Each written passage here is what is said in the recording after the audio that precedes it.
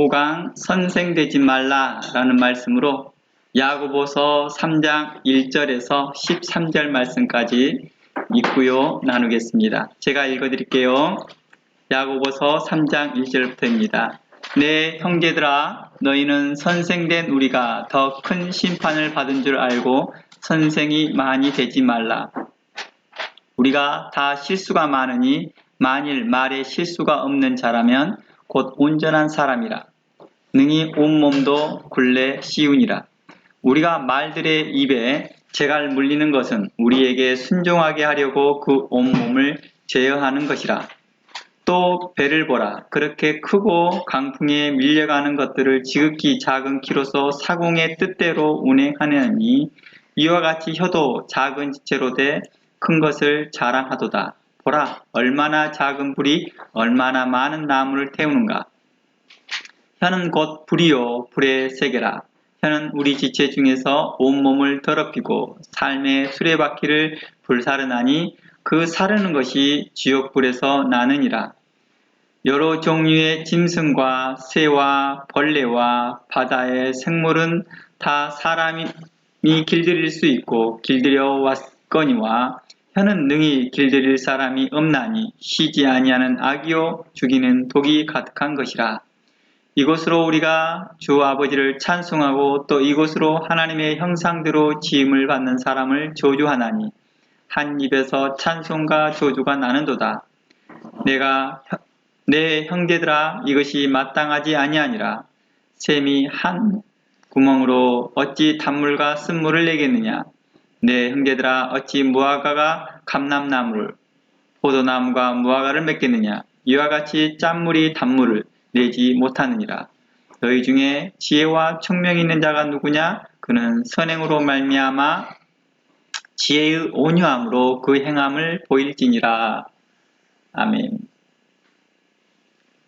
오늘 말씀을 주제를 선생되지 말라 라고 정해보았습니다. 사도 야고보는요, 성도들에게 많이 선생되지 말라 명합니다. 이 말씀은요, 예수님께서 마태복음 23장 8절에서 너희는 랍비라 칭함을 받지 말라. 너희 선생은 하나요, 너희는 다 형제니라 라는 말씀을 생각나게 합니다. 오늘 마태복음 23장도 후에 다시 한번 설명하고 점검해 보겠습니다. 너희는 많이 선생되지 말라. 이 말씀은 히브리서의 말씀과 그리고 다른 성경의 말씀에 어떻게 보면 대치되는 말씀처럼 보입니다. 서로 반대되는 말씀처럼 보이기도 한다는 것입니다. 먼저 히브리서 5장 말씀 함께 살펴볼게요. 히브리서 5장 12절 말씀입니다. 히브리서 5장 12절 말씀에 이러한 말씀이 있습니다.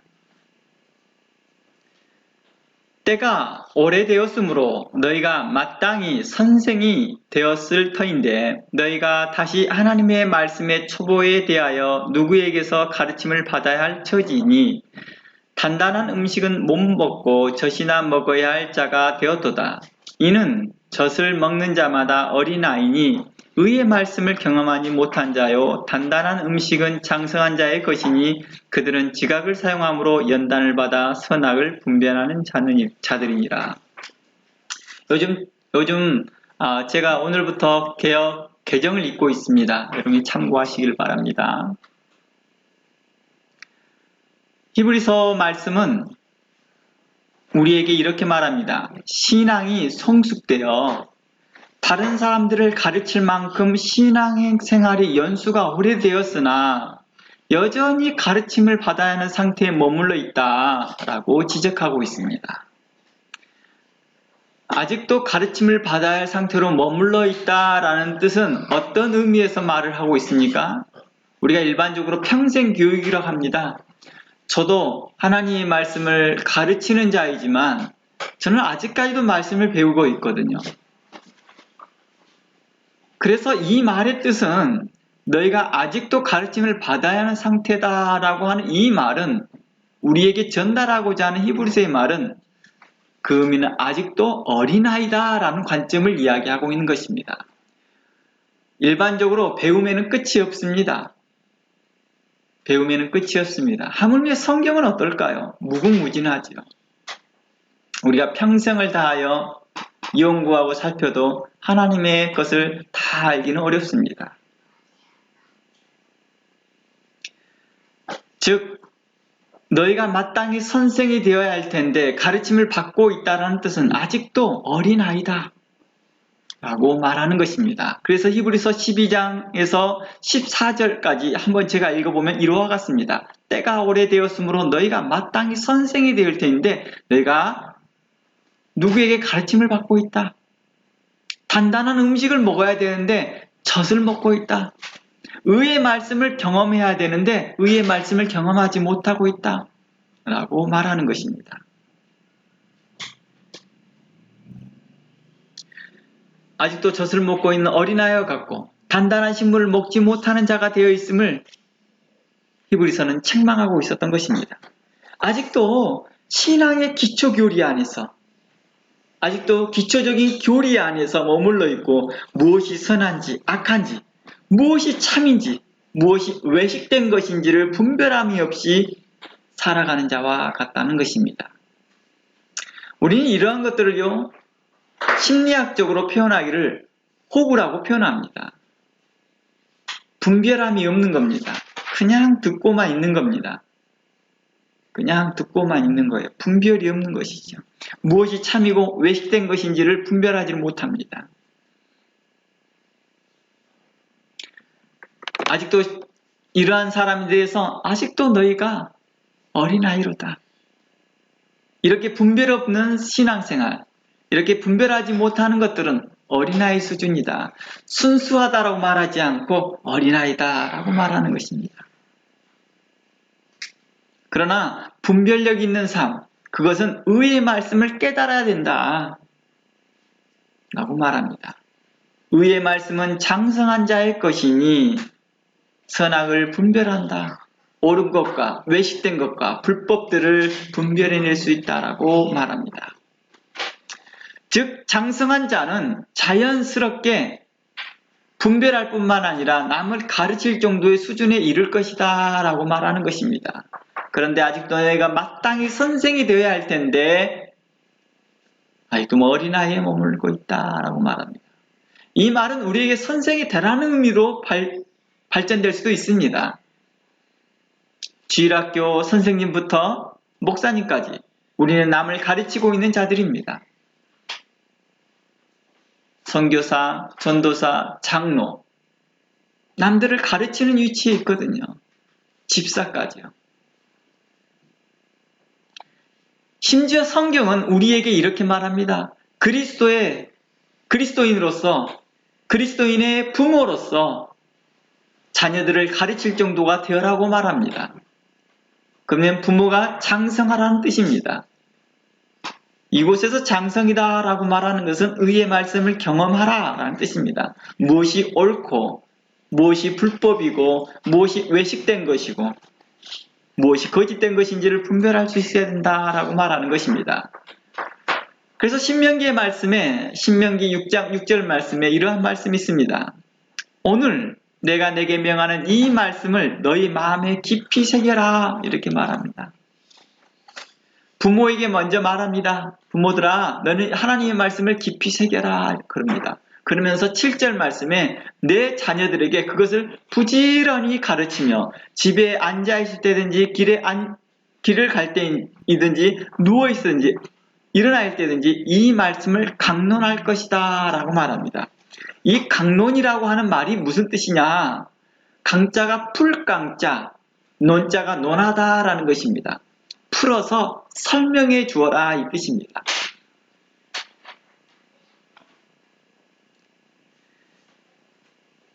이 말씀을 강론할 것이며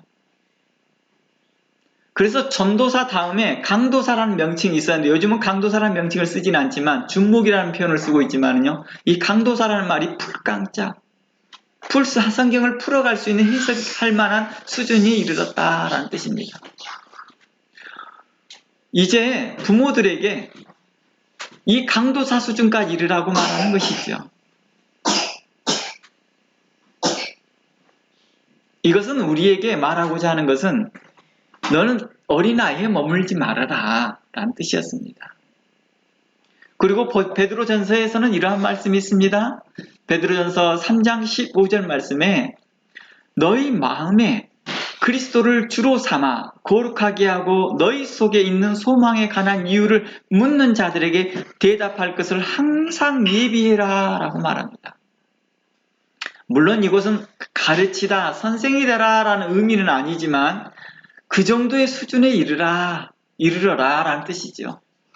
남들에게 설명할 수는 있을 정도의 수준까지 이르러라.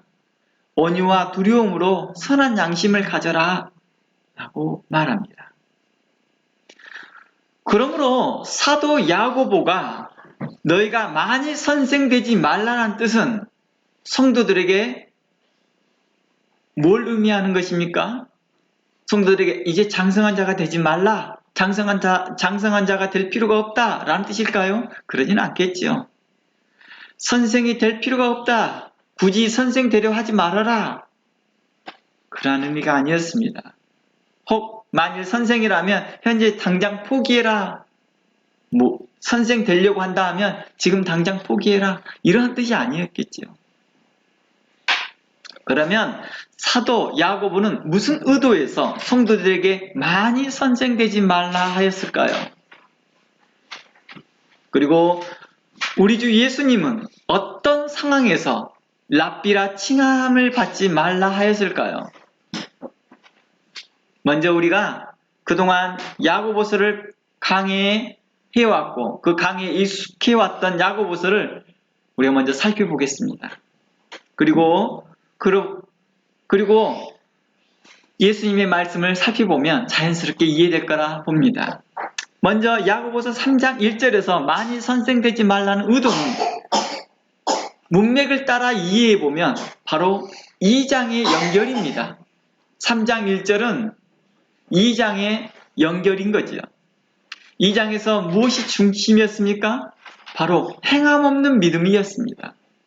3장 바로 이전에 계속 나뉘어졌던 것이 행함 없는 믿음을 이야기했습니다. 행함이 없는 믿음이 헛된 것임을 말하면서 연결된 내용이었습니다. 허탄한 사람아, 행함 없는 믿음이 얼마나 헛된지를 너희에게 말하고자 한다. 하나님이 한 분이신 줄 믿느냐, 너희가 믿느냐? 귀신들도 알고 믿고 떠느니라. 두려워하고 있느니라. 영혼 없는 몸이 죽은 것 같이 행함 없는 믿음이 죽은 것과 같다라고 말하는 것입니다. 그러므로 이 말의 뜻은 야고보서 3장 1절에서 많이 선생되지 말라라는 뜻은 행함이 없는 선생이 되지 말라라는 것입니다. 영혼 없는 몸이 죽은 것 같이 죽은 몸으로 선생되지 말라라는 뜻입니다. 죽은 믿음으로 사람들을 가르치지 말라라는 것입니다. 사람들 앞에서 믿음 있는 척 말하지만 너의 믿음은 죽어 있는 거야 라고 말하는 것입니다. 그러니 사람들에게 무슨 믿음을 심겨줘요? 죽은 믿음을 심겨주더라는 것입니다. 그러니 선생되지 마 라고 말한 뜻이었죠. 다시 정리해보면 행함 없는 선생이 되지 말라라는 뜻입니다. 행함 없는 믿음을 갖고 있다면 선생 안 해도 돼. 그 선생 포기해도 돼 라고 말하는 것입니다. 성경에 지식을 많이 가지고 있지만 행함이 없다면 굳이 선생 되려고 하니 그 포기해라 라고 하는 말입니다. 아니 혹 선생질 하고 있니? 그러면 지금이라도 선생 되는 거 포기해 라고 하는 말과 같습니다. 일반적으로 교회들마다 교단들마다 목회자를 제명할 수 있는 권한이 있어요. 총회에서요. 목사로서의 그 품위와 목사로서 자질을 못 갖춰 있으면 총회에서 그 사람을 교단에서 제명시켜 버립니다. 원래는 그 사람이 제명이 되면 다른 교단에 들어가면 안 되거든요. 다른 교단에서 받아줘서도 안 되거든요.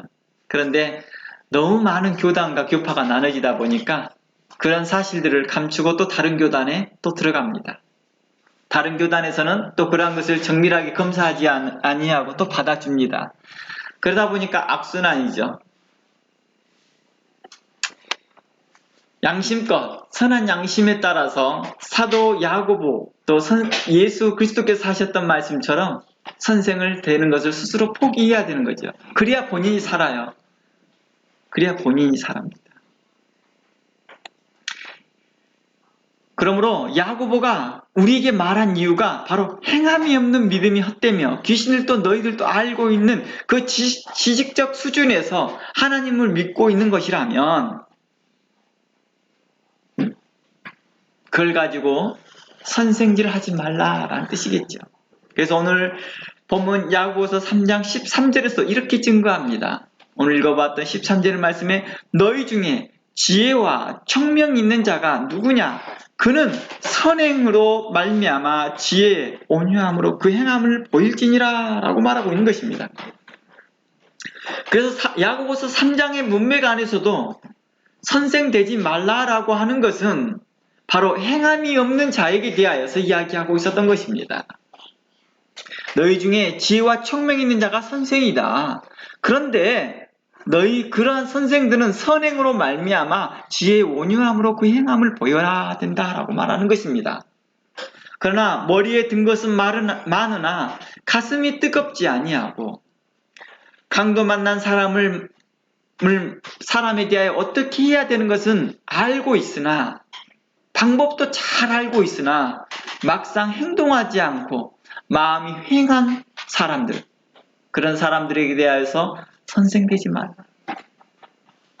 오늘날로 말한다면 그렇게 마음이 휑한 박사들, 신학 박사들, 성경 박사들, 그리고 목사들, 선교사들, 선생들, 이제 그만 선생질 그만하고 그 외식된 가면을 벗어버려라. 진실된 믿음으로 행하라 라는 뜻입니다. 제가 과거에 주일학교를 설교하는 도중에 이런 말씀을 나눈 적이 있습니다. 여러분들 여기에서 신앙생활을 한 지가 4년에서 5년 정도 된 사람이 누군가요? 라고 손을 들어보라겠습니다. 그랬더니 5, 6학년 학생들 중에서 손을 들었습니다. 그런데 놀라운 일을 제가 말해보았습니다. 여러분, 그런데요, 여러분 앞에서 설교하고 있는 어떠한 사람이 있는데 그 사람은 신앙생활한 지 2년밖에 되지 않았는데 여러분들 앞에 설교하고 있습니다. 그게 합당할까요? 라고 물어봤습니다. 물론 신앙의 연수를 가지고 제가 말하려고 한 건 아니었습니다. 어른이기 때문에 주일학교 선생이 되어야 한다는 것은 옳지 못하다는 것을 말하고 싶었던 것입니다. 그분은 2년이 되었지만 아직도 어린아이만큼 순결하지 못하고 정직하지 못하고 옳지 못하였던 성품과 또 성경에 대한 지식이 미비하더라는 것입니다. 주일학교의 수준에도 미치지 못하는 성경의 지식을 가지고 있다는 것입니다.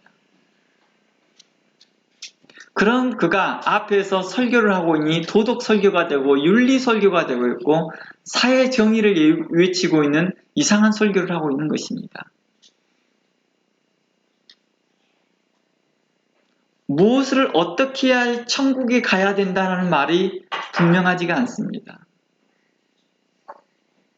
우리는 그러한 사람에게 대하여서 말을 했던 것이죠. 교회에서는 아마 불가피하게 그분을 주일학교 부장이나 선생으로 세웠는지는 모르겠으나 합당하지 않다는 것입니다. 저희는 주일학교가 더 수준이 더 우월합니다 라는 걸 말해보려고 하는 것이 아니라 하물며 여러분의 수준에도 미치지 못하는 자가 어른이라는 이유 때문에 여러분 앞에서 설교하고 있는 그 모습이 옳지 못하다라는 것을 말하는 것이었습니다. 우리는 어떻습니까? 오늘날 교회는 무분별하게 주일학교 교사를 세우고 무분별하게 교회 사역자를 세우고 있지 않습니까? 우리는 그들을 점검하고 시험하여서 그들이 선악간의 분별이 있는지를, 또 선한 양심을 가지고 행하는지를, 또한 베드로 전서의 말씀처럼 온유하고 두려움으로 행하고 있는지를 점검하는 것입니다. 선한 양심과 두려움과 온유함으로 그들에게 나아갈 수 있는 자들인지를 물어보는 것입니다. 또한 천국에 대한 소망에 관한 이유를 묻고 그 질문에 대하여 말할 수 있는 자들에게 대하여서 우리는 그들을 선생으로 세우고 있더라는 것입니다. 그러나 머리에 든 것은 많으나 가슴이 뜨겁지 아니하고 형제를 사랑하지 아니하고 형제를 돌보지 못한다면 그가 들고 가지고 있는 성경 지식이 무슨 유익이 있겠느냐. 강도 만난 사람을 대하여서는 어떻게 도와줘야 된다라고 잘 설명하지만은 정작 주변에 강도 만난 사람에 대해서는 어떻게 할 줄을 모르고 있는 그 사람에 대하여서는 우리는 아이도 어린아이였다라고 말하는 것입니다. 특히 사도 야고보는 성경에서 보통 성경에서 지혜를 말을 할 때 이 말은 믿음과 동일시 여겨서 말한 경우가 있습니다. 특히 우리가 잘 알고 있는 잠언서와 같은 경우에도 그 지혜는 믿음과 연결되어 있습니다. 성경의 또 전반에서 지혜는 믿음과 연결시켜서 설명하기도 합니다. 그리고 많은 신학자들과 주석가들도 이와 같은 설명을 합니다. 그러면 사도 야고보가 바로 지혜를 언급하며 온유와 선행이 선한 믿음을 보이라 라고 하는 것은 신실한 믿음에서 나오는 그 선을 행하라 라는 뜻이었습니다. 단순히 선생들에게 주어지는 영예와 지위를 얻기 위한 방편으로 선생되려고 하지 말라라는 뜻입니다. 신실한 믿음과 지혜로 말미암아 모든 사람에게 선을 행하되 온유함으로 행할 수 있는 자, 그러한 자가 선생이 되어야 한다라고 말합니다. 그래서 일반적으로 신학을 전공했던 사람들을 보면 그 과정이 있습니다. 전도사 과정이 있습니다. 그리고 전도사 고시를 봅니다. 그 전도사 고시에서 또 면접도 봅니다. 성경 시험과 함께 면접 시험을 봅니다. 그걸 파스를 해야 전도사가 됩니다. 보통 이 전도사 시험은 자체 교회에서도 치르기도 합니다. 교회에서 그 전도사를 인정해 줘야 되는 거거든요. 신학교는 다니고 있으나 그분의 성품이나 그분의 전달하는 기질들이 아직도 이기적이고 어린아이 같다 하면 교회에서는 수용하지 않겠지요. 전도사 고시는 파스는 했지만 교회에서 인정 안 하는 경우도 있습니다. 그래서 그러한 것들을 통과해야지만 전도사가 됩니다. 전도사가 되어지고 신학을 다 마치고 나서 이제 신학을 다 마쳤다. 연구원 과정까지 다 마쳤다. 그러면 그 사람에게 강도사 시험 자격을 줍니다. 이제 성경을 풀어 자체적으로 해석할 만한 능력이 되었도다. 그러면서 그분에게 또한 그 시험 고시가 1년 정도의 준비 기간이 있습니다. 1년 정도의 그 고시 기간 동안에 어떤 일을 합니까? 또 준비합니다. 그리고 강도사 인허를 받습니다. 그 인허를 받고 난 후에 목사로서의 자격을 받을 동안에 또 1년의 유예 기간을 갖습니다. 그 1년의 유예 기간 동안에 성도들은 평가합니다. 이분이 성경은 잘 가르치는 것 같은데 인품이 온유하지 못하고 또 믿음 안에서 가르치지 못하고 있고 단순히 지식적으로만 전달하고 있는지 자유주의적인 신학을 가지고 말하고 있지 않는지 이단적인 사상을 가지고 말하고 있지 않는지를 점검하는 시간이죠. 그리고 거기에 그 점검을 통과된 사람들은 강도사 고시와 그 면접에서 통과된 사람이 이제 목사로서의 안수를 받습니다. 이런 일련의 과정을 다 무시하고 목사된 사람들도 있습니다. 그 일련의 과정을 다 무시하고 목사가 된 사람들은 나중에 어려움이 많겠지요. 그리고 그런 사람들이 교회에도 문제를 또 많이 일으키겠지요. 왜냐고요? 이런 일련의 과정을 쳤던 목사들도 문제를 교회에서 많이 일으키고 있기 때문입니다. 단순히 선생들에게 주어지는 영예와 지위만을 얻기 위한 방편으로 선생이 되려고 했다 한다면, 목사가 되려고 했다 한다면, 이제 돌이켜서 자기 자신을 낮추어서 다시 초보부터 다시 걸어가라. 다시 기초부터 다시 해라 라고 말하는 것입니다. 잠언 26장 말씀을 한번 봅니다. 잠언 26장 1절입니다. 잠언 26장을 보면 이러한 내용들이 나옵니다. 미련한 자에게 영예가 적당하지 아니하니 마치 여름에 비 오는 것과 추수 때 비 오는 것과 같다라고 말하는 것입니다. 선생에 대한 어떤 영예와 지위만을 갖고 바라여서 선생이 되려 하는 자들에게 대하여 하는 말입니다. 이러한 자들은 미련한 자다라고 말합니다. 잠언서는 지혜로운 자와 미련한 자로 크게 두 관리로 나누는데 이것을 믿음 있는 자와 믿음이 없는 자, 이걸 또 다시 말한다면 장성한 자와 어린아이와 같은 자, 이렇게 구분할 수 있는 것입니다. 여기서 지혜라고 말하는 그 지혜를 다른 어떤 말로 표현하더라도 믿음이 근거가 돼 있어야 되겠죠. 그래서 지혜를 믿음과 똑같이 일치시켜서 설명하기도 합니다. 동일한 의미라는 것입니다. 그래서 성경 전반에서 지혜는 믿음과 동일시해서 연결집니다. 그래서 지혜 있는 자는 어떻게 할까? 또 미련한 자는 어떻게 할까? 그러니까 믿음 없는 자, 외식된 자, 믿음으로 행하지 아니하는 자는 그들에게 있어서 영예가 적당하지 않다는 것입니다. 믿음으로 행하지 않는 자들은 그 지위가 합당하지 않다. 그 목사의 지위도 합당하지 않고 교사의 지위도 합당하지 않고 선생의 위치도 합당하지 않다. 왜냐? 그는 마치 여름에 눈 오는 것 같다는 것입니다. 여름에 눈 오면 어떻게 되죠? 이상한 일이 벌어지겠죠. 일명 재앙이죠, 재앙. 교회에 재앙이 일어나는 것이죠. 비 오는 것, 추수 때 비 오는 것과 같습니다. 이것을 좀 더 실질적으로 프랙티컬하게 설명해 준 것이 바로 1절에 이어서 8절에 이렇게 말해줍니다.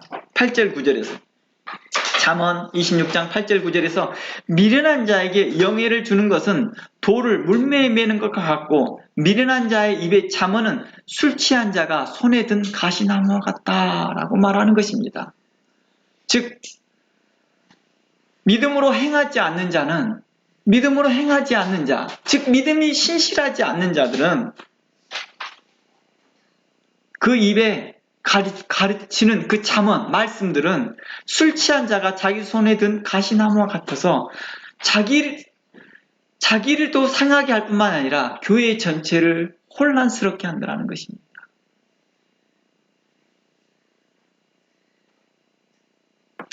잠언 26장 8절 9절에 대한 내용들은요, 제가 잠언서 강의를 해놨던 것을 여러분들이 참고해 보시기 바랍니다. 유튜브에 나와 있으니 그걸 참고해 보시기 바랍니다. 이게 사도 야고보는 자신을 포함한 모든 선생들이 더 엄한 심판을 받게 될 걸 경고합니다. 이것은 사도 야고보가 많이 선생되지 말라, 선생들은 더 큰 심판을 받을 것이다 라고 했던 그 선생에 포함되어진 사람이 자기를 포함시켰습니다. 그렇다면 우리는 어떨까요? 사도 야고보, 사도 베드로, 사도 바울, 바로 이러한 사람들은 자신들을 다 포함시키고 있다는 것입니다. 그러므로 부르심에 합당한 책임 있는 행동을 하라라는 뜻입니다. 부르심에 합당한 책임 있는 믿음을 가지라는 것입니다. 지난주에 살펴보았던 이스라엘의 두 정탐꾼, 그 사람들이 라합에게 책임 있는 말들을 합니다. 책임 있는 믿음의 행동을 합니다. 하나님께서 라합 당신을 구원할 것입니다. 그리고 당신의 가족을 구원할 것입니다. 당신이 우리에게 베푸신 선행 때문입니다. 만일 당신과 당신의 가족들 중에 한 사람이라도 죽게 된다면 저희 목숨을 하나님께 내놓겠습니다. 자기의 목숨을 걸고 그는 담보합니다. 책임감 있게 행동하겠다는 것입니다. 그들은 하나님께 대한 믿음을 신실했습니다. 하나님께서 지금까지 자기를 인도하셨던 것처럼, 보호하셨던 것처럼 이제 자신들의 말들을 친밀하게 받아주실 걸 믿습니다. 그리고 그 라합에게 말합니다. 믿음으로 선포합니다. 빨간 줄을 매다십시오. 하나님께서는 당신을 구원할 표입니다. 오늘날 예수 그리스도의 십자가의 보혈이 우리의 구원의 표이며 우리의 구원의 능력이며 우리의 구원의 상징이라는 것입니다.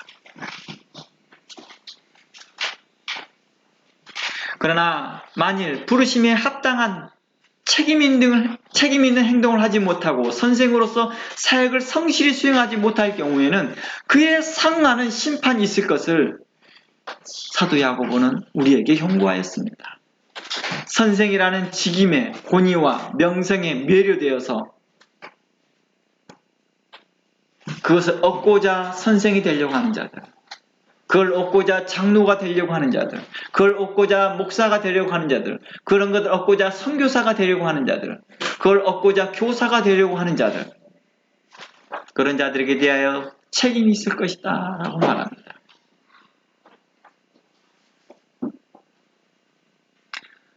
교회에서도 주일학교 교사를 세우고 구역장을 세우고 장로들을 세우고 집사들을 세울 때에 바로 이러한 것들을 보는 것입니다. 행함이 있는 믿음이 있느냐? 행함이 없는 믿음을 가지고 있거나 사람들에게 그게 받는 그 명성과 그 권위에 매료되어서 그걸 얻고자 하여 잠깐 외식적인 모습을 보이고 있는 사람들을 분별해낼 수 있어야 되는 것입니다. 이런 외식적인 사람들을 분별해낼 수 있는 사람들을 향하여서 장성한 자, 이렇게 분별할 수 있는 자가 또한 선생이 될 수 있다라고 말하는 것입니다.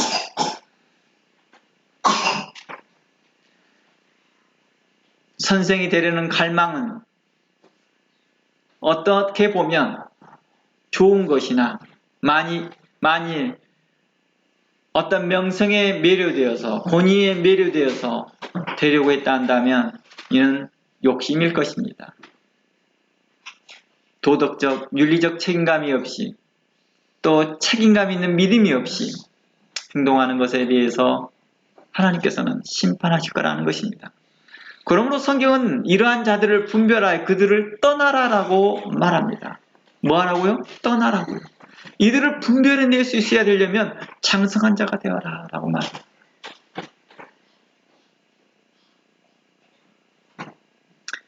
로마서 16장 17절 말씀 가보겠습니다. 로마서 16장 17절 말씀에 이러한 말씀이 있습니다. 형제들아, 내가 너희를 권하노니 너희가 배운 교훈을 거스려 분쟁을 일으키거나 거치게 하는 자들을 살피고 그들에게서 떠나라. 이와 같은 자들은 우리 주 예수 그리스도를 섬기지 아니하고 다만 자기들의 배만 섬기나니 교활한 말과 아첨하는 말로 순전한 자들의 마음을 미혹하는 자들이니라 라고 말합니다. 선생이라는 직임과 권위와 명성에 매료되어져서 할 뿐 정작 사람들에게는 하나님 앞에서는 진실된 믿음이 없고 행함이 없는 믿음이 없는 자들에게 대해서는 그들은 자신의 욕심을 채우려고 하는 자들이다. 자신의 배만 채우려고 하는 자들이다. 라고 말하는 것입니다. 이러한 자들에게 분별하여서 떠나라 라고 말하는 것입니다.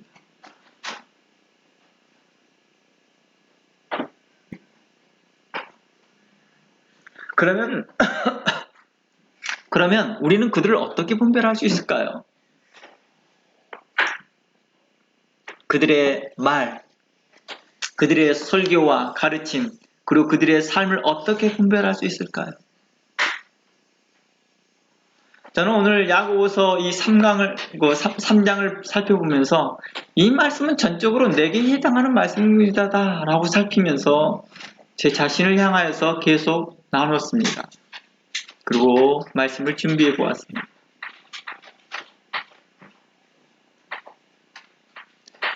과거에 어느 교회가 새로운 목사님을 청빙하려고 합니다. 그런데 그분들이 목사님을 청빙하는데 어떤 기준에서 청빙해야 됩니까? 라고 저에게 한 분이 물어본 적이 있었습니다. 그래서 제가 그랬습니다. 청빙을 하려고 하면 목사님들이 많이 신청을 할 텐데 그 신청하신 목사님들이 설교를 잘 준비하시겠지요. 그러니 설교를 보고 판단하지 마십시오. 그랬어요. 왜냐하면 그곳에 와서 설교 못하기가 어렵거든요. 설교를 얼마나 준비를 잘했겠습니까? 그러니 약간의 각 사람의 취향에 따라서 이 설교가 좋다, 저 설교가 좋다라고는 말할 수 있으나 전체적인 관점에서는 모든 설교가 아마 좋은 설교일 것입니다. 아마 감동적인 설교일 것입니다. 그때 상황에 따라서 이 설교는 성도들에게 감동을 주고 어떤 상황에서는 저 설교가 사람들에게 감흥을 못 줄 뿐이지 실질적으로 내용상으로는 다 좋은 설교였을 것입니다. 그러니 설교 자체로만 가지고 한두 번 들어보는 그 설교 가지고 판단하지 말고 그들의 가족을 살펴보시기 바랍니다. 그리고 그 주변을 살펴보시기 바랍니다. 그 가족이 그 설교자에게 어떤 평가를 하고 있는지, 그리고 그 주변에서 그 설교자에 대한 평가를 어떻게 하고 있는지, 함께 알고 지내는 목회자들, 또 주변의 교회들에게 물어보면 합당할 것 같습니다. 라고 말한 것입니다. 그의 자녀들을 살펴보고 그의 가정을 살펴보는 것이 가장 중요합니다. 가장 가까이서 보니까요.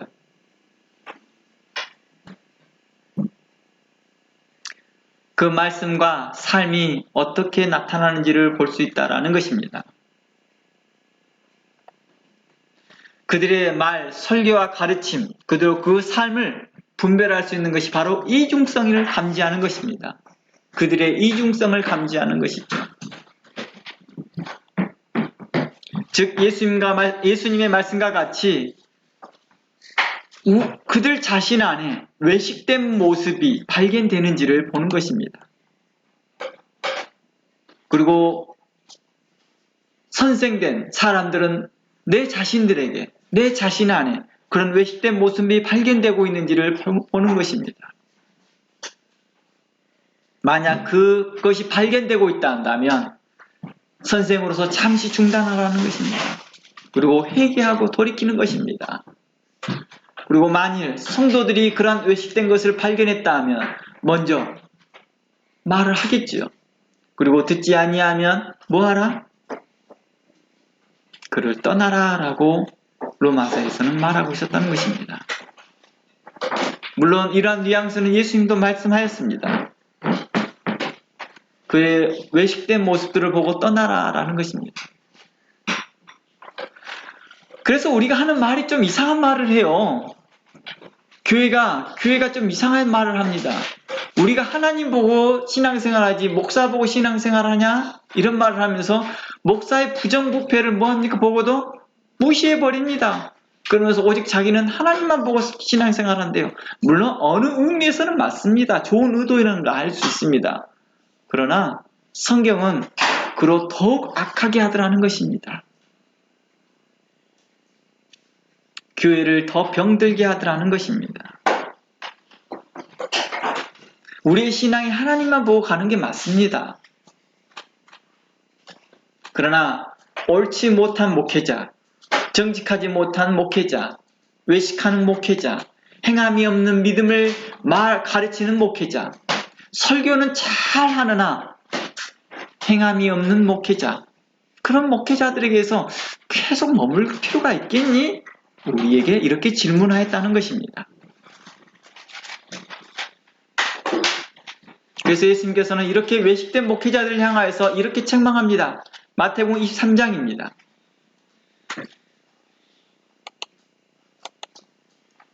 마태복음 23장 1절부터 봐봅니다. 우리는 과연 이러한 사람들에게, 이러한 교회에, 이러한 목회자에게, 이러한 선생에게, 이러한 교사에게, 이러한 장로에게, 이런 집사에게, 이런 선교사에게 과연 그가 가르치고 있는 그 성경 그룹 모임에, 그 설교 모임에, 그 집회에 머무를 이유가 있는지를 여러분 스스로가 생각해 보시길 바랍니다. 예수님께서 이렇게 말합니다.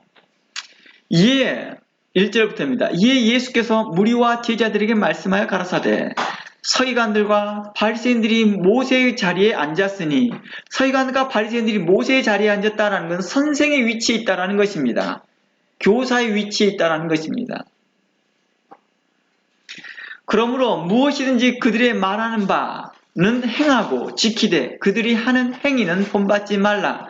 그들은 말만 하고 행하지 아니하며 또 무거운 짐을 묶어 사람의 어깨에 지우되 자기는 이것을 한 손가락으로도 움직이려 하지 아니하며 그들의 모든 행위를 사람에게 보이고자 하나니 곧 그 경문 띠를 넓게 하며 옷수를 길게 하고 잔치의 윗자리와 회당의 높은 자리와 시장에서 문안받는 것과 사람에게 랍비라 칭함받는 것을 좋아하느니라.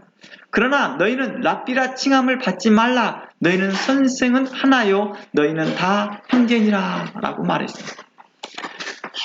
예수님께서 이 맥락 가운데서 하시는 말씀, 너희는 랍비라 칭함을 받지 말라 라고 했던 이 맥락은 어떤 말씀입니까? 바로 행함이 없는 믿음을 가진 자, 이런 외식된 그 교사가 되지 말라는 뜻이죠. 땅에 있는 자를 아버지라 하지 말라. 이 말이 무슨 뜻이냐면 당시에 랍비들을 아버지라 표현했거든요. 유명한 스승들, 유능한 스승들을 아버지라 표현했거든요. 머리에 든 것은 많으나 마음이 횡한 자들에게 대하여 아버지라 칭하지 말라. 아버지는 한 분이시니 곧 하늘에 계시니라. 또한 지도자라 칭함을 받지 말라. 너희 지도자는 한 분이시니 곧 그리스도니라. 예수님은 극단적으로 우리에게 말합니다. 우리에게 뭘 이야기하고 싶어 했던 걸까요? 예수님이 말씀하시고자 하는 의도가 뭘까요? 바로 행함이 없는 믿음, 외식하는 자들에게 대하여서 그렇게 하려면 차라리 그렇게 하지 마 라는 뜻이었습니다. 그런 거 때려쳐 라는 뜻이었습니다. 도리어 너희에게 도리어 화가 있으니까 그걸 행하려고 하는 자들, 그런 행하려고 하는 자들에게 화가 있으며 다른 사람들을 미혹된 길로 인도하기 때문이다 라고 말합니다. 그러면서 13절 말씀에 화 있을진저 외식하는 서기관들과 바리새인들이여, 이 말을 다시 한번 해보면 화 있을진저 외식하는 믿음 없는 자들과 행함이 없는 믿음을 가진 자들과 신실한 믿음을 갖지 못하는 자들이여 라고 하는 것입니다. 너희는 천국문을 사람들 앞에 닫고 너희도 들어가지 않고 들어가는 자들도 들어가지 못하게 하는도다. 화 있을진저 외식하는 서기관과 바리새인들이여, 너희는 교인 하나를 얻기 위하여 바다와 육지를 두루 다니다가 생기면 너희보다 배나 지옥 자식 되게 한다. 외식되게 하더라는 것입니다. 그들로 성경의 지식은 많게 가지게 하나 행함이 없게 한다는 것입니다. 화 있을진저 눈먼 인도자여, 너희가 말하되 누구든지 성전으로 맹세하면 무슨 일을 아무 일이 없거냐, 성전에 금으로 맹세하면 지킬 것이라 하니라. 배나 지옥 자식 되게 많이 가르칩니다. 이 시대가 옵니다. 예수님 시대 때도 왔습니다. 예수님 시대 이후에 옵니다. 바로 영주주의자들이었거든요. 영주주의자들은 머리로 깨닫기만 하면 구원이 있다는 거예요. 바로 그런 영주주의자의 영향을 그대로 받았던 사람들이 오늘날 구원파들이나 다른 이단들 모습에서 나타났습니다. 신천지에서도 그런 모습들을 발견할 수 있었습니다. 그 삶은 무시되어집니다. 도덕적 삶, 윤리적인 삶, 기독교적 가치관에 세워진 기독교 가치관에 세워진 도덕적 그 삶을 무시해버립니다.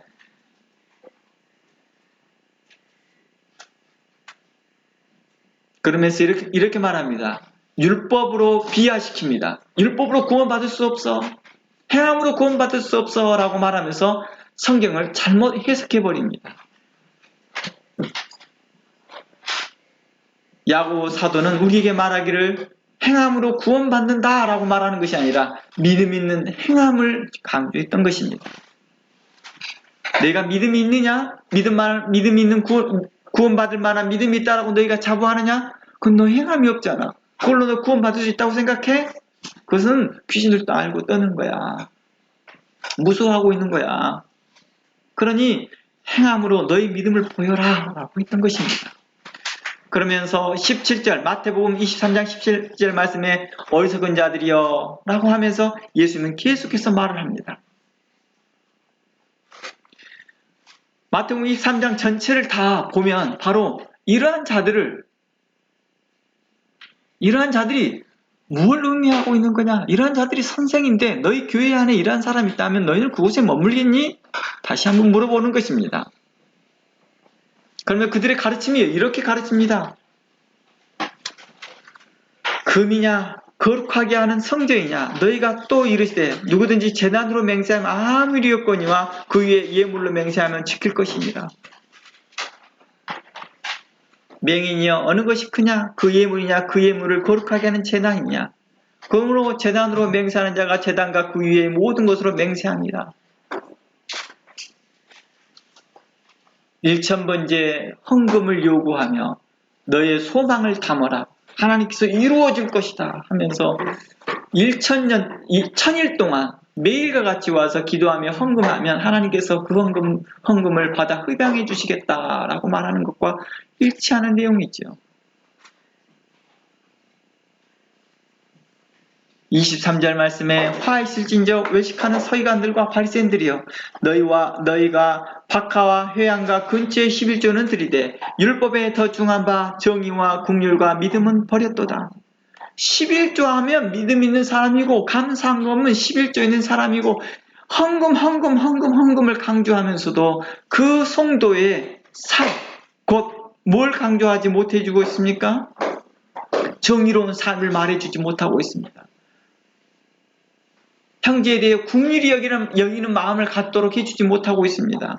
그리고 행함 있는 믿음을 가지라고 권면해주지 못하고 있습니다. 그러면서 다른 일로 강조하고 있다면 이상하지 않겠니? 라고 말합니다.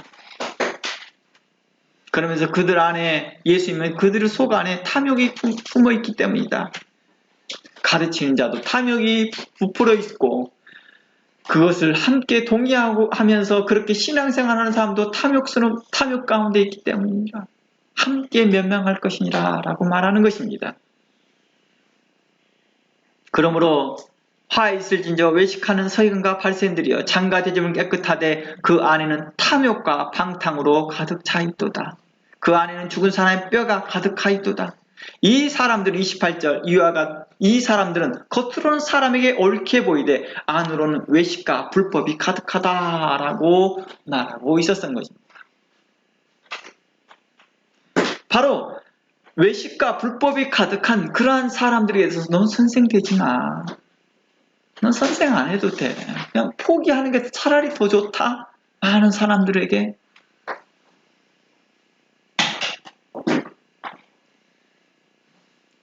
전에 어떠한 분이 저에게 와서 저 신학교를 가고 싶습니다. 네, 그래요. 좋은 일이네요. 신학교를 가면 너무 좋지요. 교회에서 우리가 시간 제한상 다 가르치지 못하지만 신학교에서는 당신이 그거에서 헌신한다 하면 하나님께서 당신에게 많은 것들을 가르칠 겁니다. 신학교에서 풀로 여러분들에게 많은 것을 가르칠 겁니다. 아니요. 저는 신학교를 갔다 와서 저는 목사가 되고 싶었어요. 네? 왜 목사 되면 좋지요. 다른 사람에게 유익을 끼치니까요. 그랬더니 자신은 행정목사가 되고 싶다는 것입니다. 교회를 관리하는 행정목사. 제가 그래서 본에게 그런 말을 했습니다. 차라리 목사 되지 마십시오. 신학하는 것은 찬성하나 목사 되는 건 하지 마십시오. 행정목사 하려면 거기 계시는 일반 성도들 중에서 행정 잘하는 성도들 중에 그분들이 장로로서 집사로서 그 일을 잘 감당할 수 있습니다. 목사는 성경을 잘 풀어 해석할 뿐만 아니라 사람들에게 본을 보여서 사람들에게 유익을 끼치는 것입니다. 그리스도께 인도하는 것입니다. 그런데 그 명예와 그 위치가 좋아서 그것을 선택하려고 했다 한다면 차라리 목사 안 되는 게 좋습니다. 그분이 그렇게 행정 목사가 되려고 했던 그 이유를 이렇게 말했던 거거든요. 자기 친구는 50대 은퇴해서 지금 현재 어느 큰 교회에 현재 행정 목사라고 있는데 보기가 좋다라는 거예요. 자기도 그 친구와 같이 서울대 무슨 과를 나왔는데 자기도 그 정도 할 수 있지 않겠냐라고 저한테 말하는 것입니다. 저는 그렇게 사람의 것으로 되려고 하는 자들에게 대하여서 참으로 그렇게 되고 나면 사람들에게 얼마나 많은 것으로 외식되게 사람들에게 보이겠냐는 거예요. 그리고 사람들이 그 외식된 모습을 보고 그 사람의 출신을 보고 그 사람의 백그라운드를 보고 와 할 거라는 것입니다. 그리고 사람들로 그들로 뭘 자식되게 해요? 더욱더 외식되고 가식되고 그리고 풍요의 신학에 젖어 들어가는 그런 사람으로 만들어가게 한다는 것입니다. 그리스도께 향한 헌신과 그리스도께 향한 진실됨과 그리스도께 향한 어려움에도 함께할 그리스도의 십자가의 핍박을 함께 받아야 될 그 고난에 동참할 마음의 준비가 전혀 되지 않았다는 것입니다. 진리를 위하여 투쟁하고 싸우려고 하는 의지조차가 없다는 것입니다.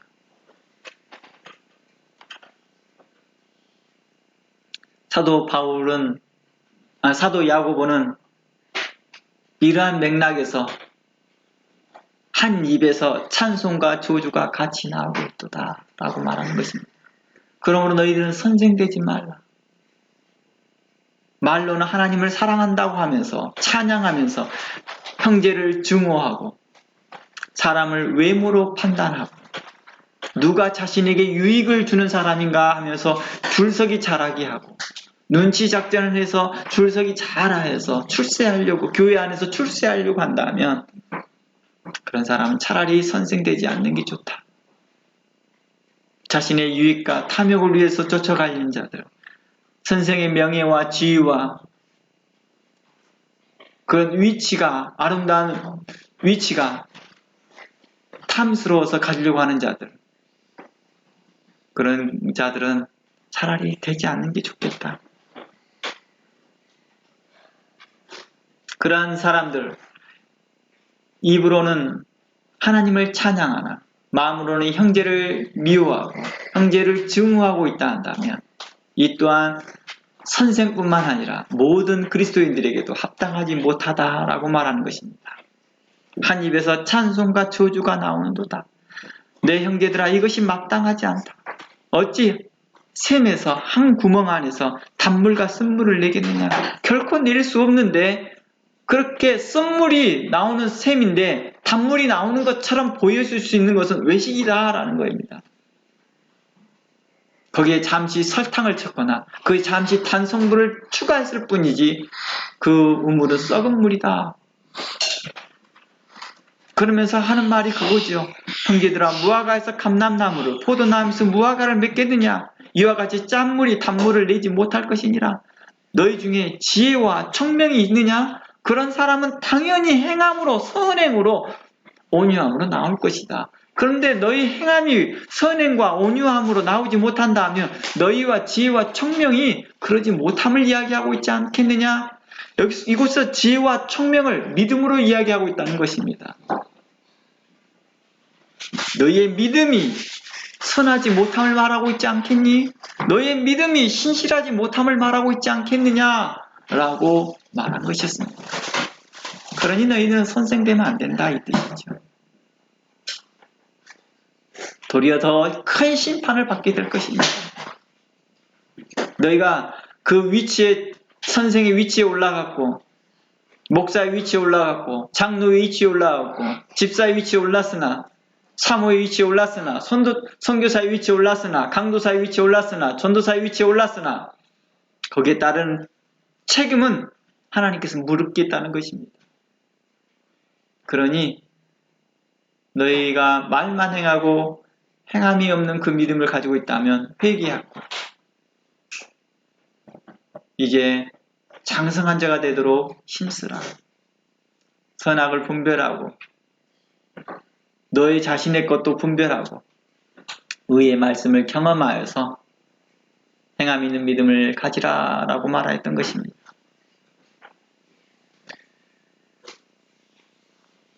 사도 요한은 우리에게 이렇게 말합니다.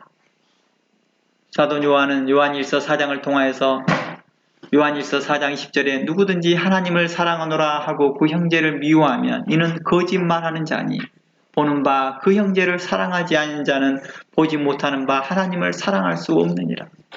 우리가 이 계명을 주께 받았으니 하나님을 사랑하는 자는 또한 그 형제를 사랑할지니라. 누구든지 하나님을 사랑하노라 하고 그 형제를 미워하는 자, 이는 거짓말하는 자요 거짓말의 선생이라는 것입니다. 거짓말하는 선생이라는 것입니다. 또한 거짓말하는 성도라는 것입니다. 그러한 사람들은 한 입에서 두 가지의 말들이 나오는 사람이라는 것입니다.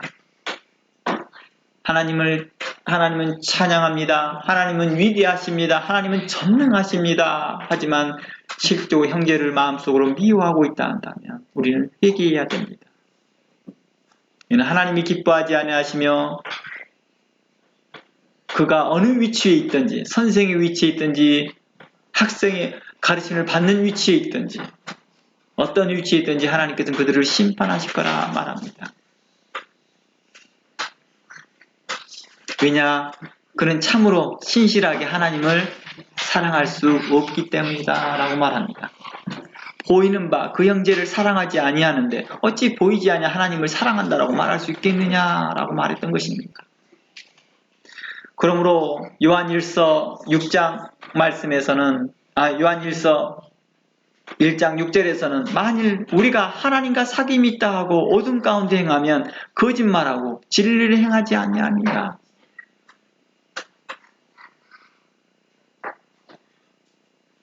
7절 그가 빛 가운데 계신 같이 우리도 빛 가운데 행하면 우리가 사귐이 있고 그 아들 예수 그리스도의 피가 우리를 모든 죄에서 깨끗하게 할 것이다. 우리가 서로 사랑할 때요 하나님께서는 뭘 합니까? 우리를 기뻐하시더라는 것입니다. 너희가 만일 나는 죄가 없다라고 말하는 자들 8절 말씀 만일 우리가 죄가 없다라고 말하면 스스로 속이는 자입니다. 난 형제를 미워하지 않았는데요. 난 형제에 대해서 악한 마음을 품지 않았는데요. 라고 말로 그렇게 하지만 실질적으로 형제를 뭐하고 있는 자들에 대해서 증오하고 형제에 대해서 사람을 외모로 판단하는 자들에 대해서 하는 말입니다.